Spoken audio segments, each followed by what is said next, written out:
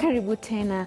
Mradi wa ujenzi wa nyumba katika eneo la Buxton jijini Mombasa unatarajiwa kuanza mwaka ujao baada ya idadi kuu ya wenyeji mtaani Buxton kubaliana kuhusu mradi wenyewe. Nyumba zaidi ya 500 kukuu zitabomolewa huku nyumba 1800 mpya zikitarajiwa kujengwa katika shughuli hiyo itakayogharimu shilingi bilioni 6. Mwanahabari Brian Otieno na taarifa zaidi. Ni afueni kwa wakazi wa mtaa wa Buxton, kaunti ya Mombasa, ambao wamelazimika kusubiri miaka 4 sasa ili kujua iwapo hali yao ya maisha ingeimarishwa kupitia ujenzi wa nyumba hizo.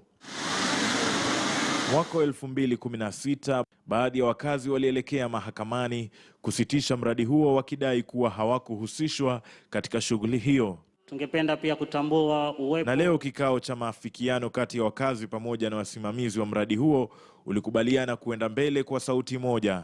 Huu mradi ni muhimu kwa watu wetu wa Mombasa, kwa sababu kwanza utabadilisha sura ya Mombasa, Buxton pale. Pili, tutapata mwekezaji na mwekezaji wa hapa wetu.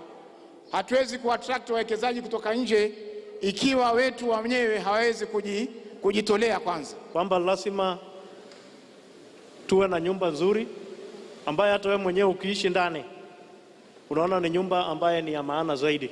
Tumesimama pamoja, tumetembea pamoja. Mimi mkivunjiwa wengine tunasimamaga pamoja kwote. For this idea I fully support, na kama nimekosea mtu naomba mnisamee.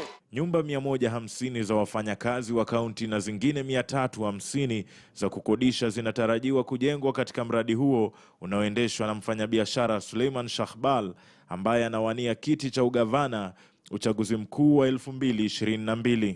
Wakazi hao wamekuwa wakiishi katika nyumba zilizojengwa miaka ya 70 ambazo hali zao zilikuwa zimedorora. Kama hakuna investment, hakuna maendeleo.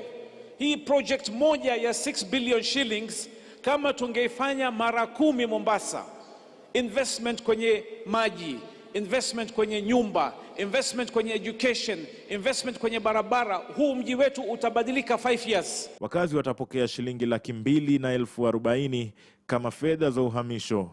Brian